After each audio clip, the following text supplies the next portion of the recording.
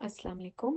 आज की हदीस सुनन इब्न माजा से ली है और इसकी तफसील कुछ इस तरह से है कि हज़रत अब्दुल्ला बिन मुग़फ़्फ़ल रज़ी अल्लाह ताला अन्हु से रिवायत है कि रसूलुल्लाह सल्लल्लाहु अलैहि वसल्लम ने कुत्तों को कत्ल करने का हुक्म दिया।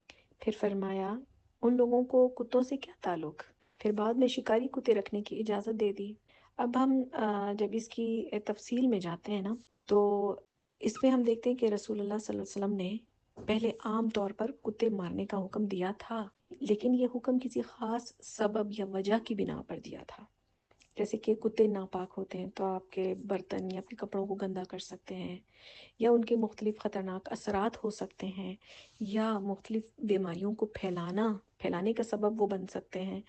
तो इससे ये पैगाम मिलता है कि हुक्म आम नहीं था, बल्कि ख़ास वजह और ज़रूरत के हिसाब से था।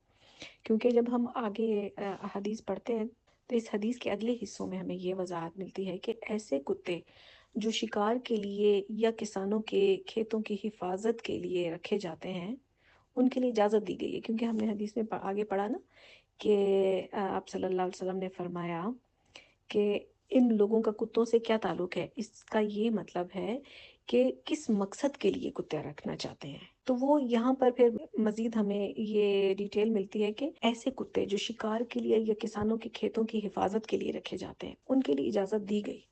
ये इस बात की निशानदेही करता है कि इस्लाम में किसी जानवर को बिला वजह कत्ल करने या उसे तकलीफ देने को पसंद नहीं किया गया।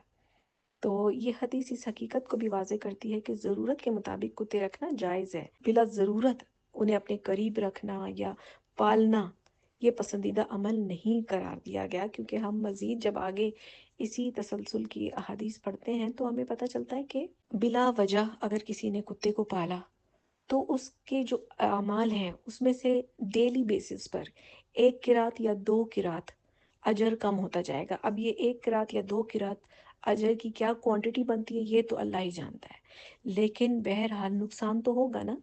पहले ही अगर आप देखें तो आप दिन भर में या अपनी ज़िंदगी में कितनी की नेकियां कर लेते हैं।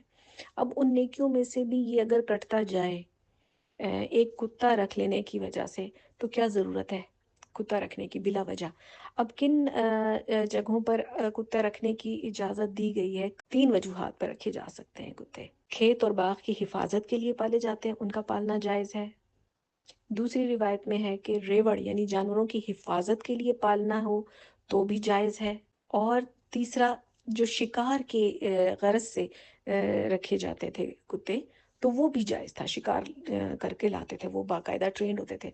अगर आजकल के हवाले से देखा जाए तो अगर किसी की ऐसी जगह पर घर है जहाँ पर चोरों का ख़तरा होता है, या ऐसी कोई उसके जो है कारोबार की जगह है जहाँ पर चोर का डकैत का ख़तरा हो, तो वहाँ रखा जा सकता है वहाँ पर कुत्ता।